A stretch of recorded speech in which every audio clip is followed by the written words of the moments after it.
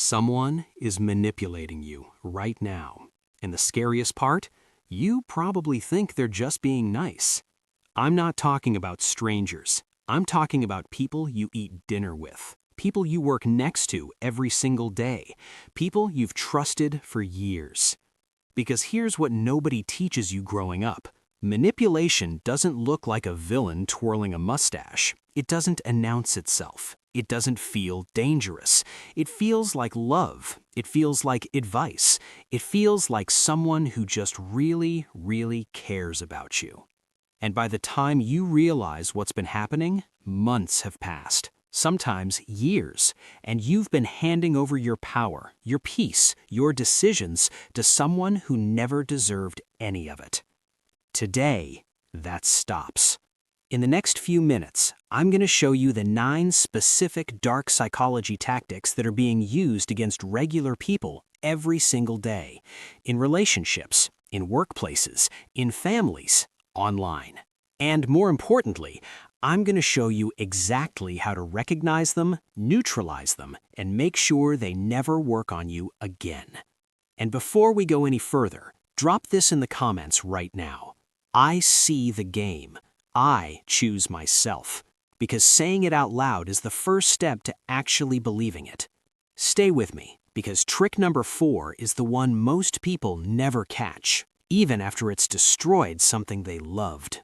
Before we dive in, hit that subscribe button and turn on notifications, because mastering yourself is a journey you won't want to miss. Let me paint you a picture. And I want you to be honest with yourself, as I do. Have you ever walked away from a conversation feeling smaller than when you walked in, but you couldn't explain why?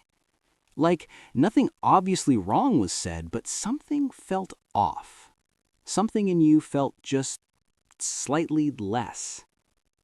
Or maybe, and this one's the hardest to admit, you felt guilty for simply having needs, like wanting your own time, your own space, your own opinion, somehow made you the selfish one in the room. If any of that felt familiar, this video is for you. Not because you're weak. Quite the opposite. The people who get targeted by dark psychology tactics are usually the ones with the most empathy, the most loyalty, the most willingness to see the best in others. Manipulators don't waste time on people they can't move. They come for the ones who care. Understanding what's been done to you is not weakness. It's the beginning of something they never wanted you to have. Clarity. Tactic 1. And this one has a name that sounds clinical, but the experience of it is anything but. It's called gaslighting. And it is, without question, one of the most psychologically destructive things one human being can do to another. Here's how it works. Someone does something, says something hurtful, breaks a promise, crosses a line, and when you bring it up, instead of addressing it, they turn it around. Suddenly you're the problem. You're too sensitive. You're remembering it wrong. You're making things up. You're dramatic. You're crazy. And here's the insidious part. It doesn't happen all at once. It's slow. It's drip by drip. One small correction of your memory here, one eye roll at your feelings there, one "I never said that" when you know with absolute certainty they did, and over time, over months, sometimes years, you stop trusting yourself. Your own mind becomes a place you're not sure you can rely on. That is the goal, because a person who doesn't trust their own perception is a person who depends on someone else's, and that someone else is very happy to provide it, on their terms. So how do you shut this down? First, start keeping records. Not because you're paranoid, because your memory is being systematically attacked, and evidence is your anchor to reality. Write down conversations that felt wrong, screenshot messages, date and time things that happen, not to build a legal case, to build a bridge back to yourself. Second, find one person outside the situation you trust completely, someone the manipulator hasn't gotten to yet. Run your reality by them, not for permission, for calibration. Isolation is the manipulator's best friend. Connection is yours. And third, trust the feeling before you can explain it. Your body knows something is wrong before your brain can articulate it. That knot in your stomach, that exhaustion after every conversation with them, that vague sense of dread when their name appears on your phone, those are not overreactions. That is your nervous system trying to protect you. Listen to it. Tactic 2. This one is especially effective on good people, people who care, people who were raised to think about how their actions affect others, which, ironically, is exactly why it works so well on them. Guilt tripping is the art of making you feel responsible for someone else's emotional state all the time, regardless of what's actually happening. You cancel plans because you're sick, and somehow you've ruined their week. You set a boundary, and suddenly you're selfish and uncaring. You succeed at something, and you've made them feel inadequate. You are, in their world, perpetually the cause of their pain. And what does a good, caring person do when they believe they've caused someone pain? They fix it. They apologize. They compromise. They give up what they wanted to restore the other person's comfort. And the cycle begins again. Here's the distinction that will change everything. There's a massive difference between genuine guilt, the kind that arises naturally when you've actually done something wrong, and manufactured guilt, which is designed to keep you small and compliant. Genuine guilt points you toward repair. Manufactured guilt points you towards submission. When someone tries to make you feel guilty, pause. Ask yourself honestly, did I actually do something wrong? Or did I simply do something they didn't like? Those are not the same thing. One deserves reflection. The other deserves a boundary. You are not responsible for managing other people's emotional reactions to your reasonable choices. Read that again if you need to, because someone in your life has been telling you otherwise for a very long time. Tactic 3. This one happens so gradually that by the time most people notice it, they're already alone, and they're not even sure how they got there. Isolation rarely looks like someone locking a door. It looks like small comments. I don't know why you still talk to her. She doesn't seem like she has your best interests at heart. Your family always makes you feel bad after you see them. Have you noticed that? Your friends don't really get you the way I do. Little seeds planted consistently over time. And here's what makes it so effective. Sometimes there's a grain of truth in what they're saying. Maybe that friend did say something thoughtless once. Maybe a family visit did leave you feeling drained. The manipulator takes that grain of truth and builds a wall around you with it, brick by brick, relationship by relationship, until the only voice left in your life is theirs. Here is your protection. Actively and intentionally maintain your outside relationships, especially during times of conflict with the person you're worried about. If someone in your life consistently discourages you from spending time with people who love you, that is not a coincidence. That is strategy. And now you know what it's for. Tactic 4. I told you this one was coming, and I want you to really listen, because this is the mechanism behind some of the most painful, confusing, impossible-to-leave situations that people find themselves in. Intermittent reinforcement. It sounds like something from a psychology textbook, and it is, but it was first discovered not in human relationships, but in rats. Researchers found that when a rat pressed a lever and got a reward every single time, it would press the lever and then stop when it got what it needed. Predictable reward led to relaxed behavior. But when the reward came randomly, sometimes yes, sometimes no, never knowing when, the rat pressed the lever obsessively, frantically. It couldn't stop. Now, replace the rat with a person. Replace the lever with a relationship. And replace the reward with affection, approval, warmth from someone who gives it randomly. Sometimes they're wonderful. Sometimes they're cold and cruel. You never know which version you're going to get, and so you try harder. You walk on eggshells. You become hypervigilant, scanning every mood, every word, every shift in their energy, trying to figure out what you need to do to get the good version back. The cruelest part? The good moments feel more intense because of the bad ones. The warmth after the coldness hits like sunlight after a storm, and your brain Your actual brain chemistry registers that intensity as love, as connection, as proof that it's real, when actually what it's proof of is that you've been conditioned. Here's how you break it. First, name it. Literally, out loud or on paper, say the words, "This is intermittent reinforcement. This is not love. This is a pattern." Naming something removes some of its power. Second, start tracking the ratio. How many good days versus hard days? What does the average actually look like? Not the best moments, the average. Because we tend to remember the highs and minimize the lows. The pattern doesn't lie. And third, understand that your nervous system is going to fight you on this. Leaving an intermittent reinforcement cycle feels physically painful, like withdrawal, because neurologically, it is withdrawal. Be patient with yourself, but be clear about what you're walking away from. You're not leaving love, you're leaving a slot machine. Tactic 5. And this one is the entry point. This is almost always where it begins.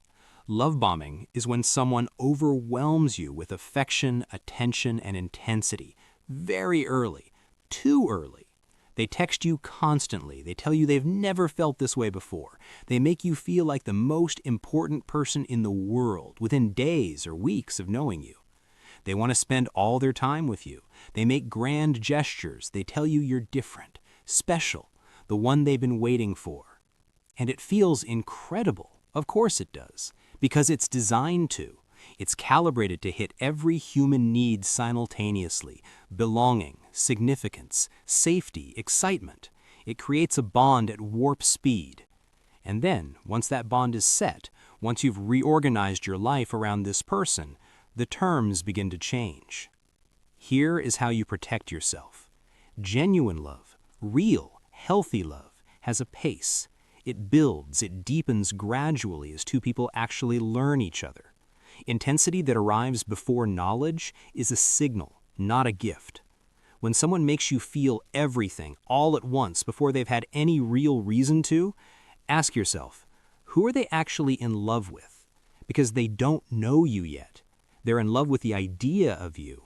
And the idea of you is very easy to control because it doesn't have needs, boundaries, or bad days. Slow down.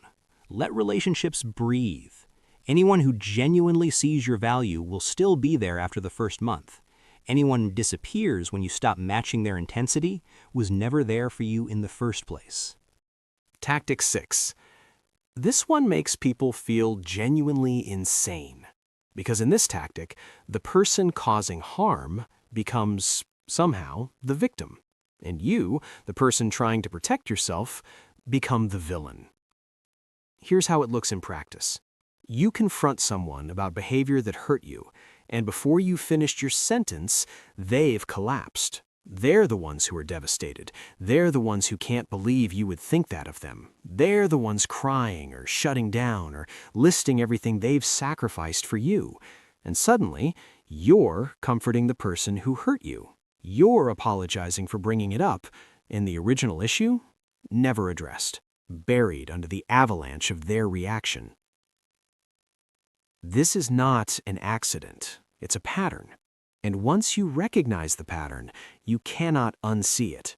Every time you try to address a real problem, the conversation gets hijacked by their feelings about being confronted. The original problem is never the problem. Your act of speaking up is always the problem. Your protection here is to stay on topic. When the conversation floods, and it will flood, say this calmly. I hear that you're upset. We can talk about that separately. Right now, I need to finish what I was saying. And then finish it. Don't follow the flood. Don't get swept into their reaction. Keep one hand on the original thread, no matter what. Tactic 7. This one is quiet. It doesn't look dramatic, and it does enormous damage over time, because it attacks something fundamental: your belief that you are capable. Moving the goalposts works like this. Someone sets an expectation. You meet it, And instead of acknowledgement, the expectation shifts. The bar moves. What was enough yesterday is not enough today. You thought doing this thing would satisfy them. It doesn't. So you do more. The bar moves again. More. Again, until you're running a race with no finish line, exhausted, confused, and starting to believe that maybe, no matter what you do, you are simply never going to be good enough. Here is the truth, and I need you to really hear this. Someone who moves the goalposts doesn't want you to succeed. They want you to keep trying. Your striving is their supply. Your hunger for their approval is what gives them control.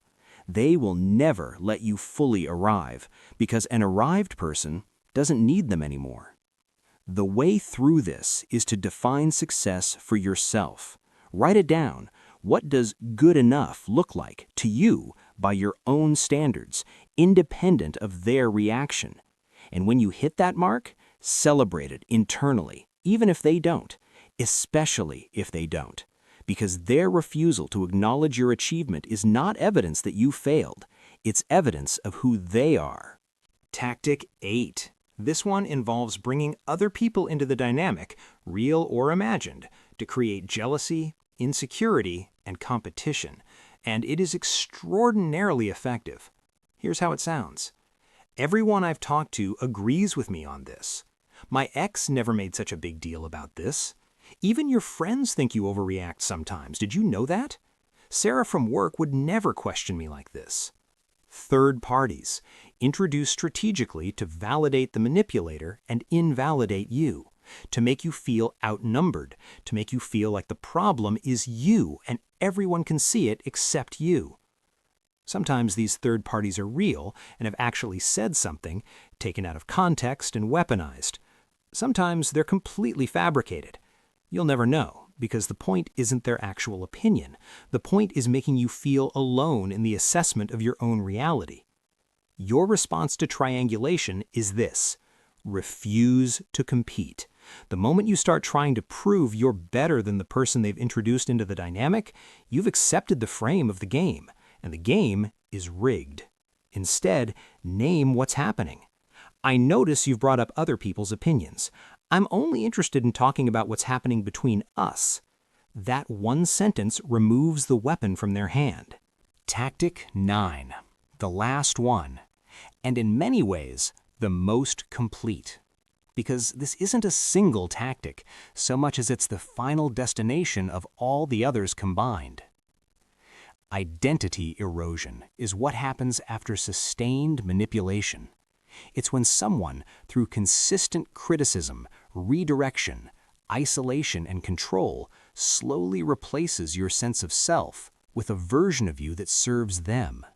Your preferences start to shift toward theirs. Your opinions start to mirror theirs. Your dreams, the big ones you had before them, start to seem impractical, embarrassing, childish. You stop talking about the things that excited you. You stop seeing the people who knew the old you.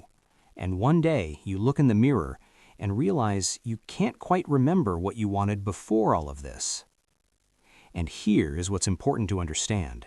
This process is almost always gradual. Nobody wakes up one day and hands their entire identity to another person.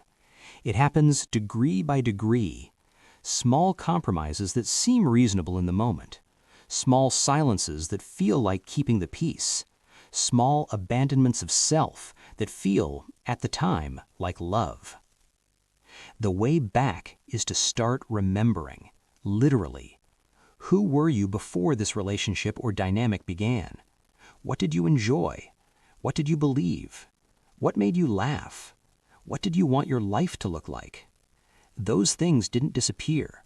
They were covered, and they are still there, waiting. Do one thing this week that the old you loved. Just one. Don't announce it. Don't explain it. Just do it. Because reclaiming your identity doesn't start with a grand declaration. It starts with a small, quiet act of choosing yourself, and then another, until one day the choosing becomes natural again. Do one thing this week that the old you loved. Just one. Don't announce it. Don't explain it. Just do it. Because reclaiming your identity doesn't start with a grand declaration. It starts with a small, quiet act of choosing yourself, and then another, until one day the choosing becomes natural again. Now, before I close this out, I want to say something that most videos on this topic don't say, and I think it matters. Understanding dark psychology tactics is not about becoming paranoid. It's not about looking at everyone in your life through a suspicious lens. The vast majority of people around you are not consciously manipulating you. Most people are just doing the best they can with the damage they're carrying. But some people, a smaller number but a real number, have learned that control works better than vulnerability, that manufacturing need is easier than earning love, that making you doubt yourself is simpler than becoming someone worthy of your confidence. And those people, unless you understand what they're doing, will use your best qualities against you. Your empathy is not a weakness. Your loyalty is not a flaw. Your tendency to give people the benefit of the doubt is not naivety. These are beautiful qualities. The goal of everything I've shared today is not to strip those things from you. The goal is to protect them, to put a fence around the garden, not to stop things from growing, but to stop the wrong things from getting in and destroying what's already there.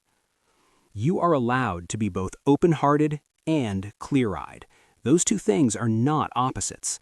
In fact, the most powerful, most free, most genuinely loving people in the world are exactly that. Open-hearted enough to connect deeply, clear-eyed enough to choose who deserves it. So let's bring it all the way back together. 9 tactics. Manufactured doubt that makes you question your own mind. Guilt as a leash that weaponizes your conscience. Slow isolation that cuts you off from people who see clearly. Intermittent reinforcement, the most addictive trap ever built. Love bombing that drowns you in affection before the hook sets. Victim inversion that turns the abuser into the wounded party. Moving the goalposts that ensures you can never be enough. Triangulation that uses other people as weapons. And identity erosion, the slow replacement of who you are with who they need you to be. These things have names now, and named things lose their power over you, because confusion was always part of the design. Clarity is your countermove. I want you to do something before you close this video. Think of one person, one situation, one dynamic in your life that has felt persistently confusing or draining or smaller than you should feel. And ask yourself, with everything you now know, what might actually be going on there?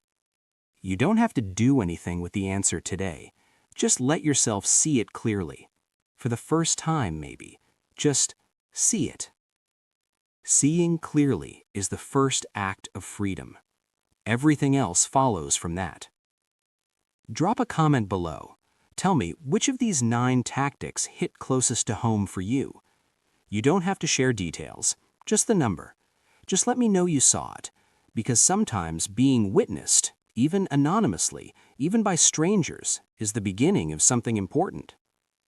If this video helped you see something you needed to see, share it with one person who might need to see it too. You don't have to explain why you're sending it. They'll know.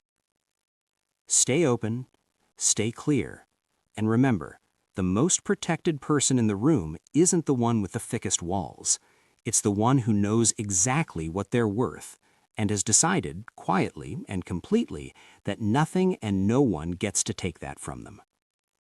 That's exactly why the next video, The 7 Brutal Truths, exists. Watch it next, because without that piece, this one is only half the picture. I'll see you in the next one.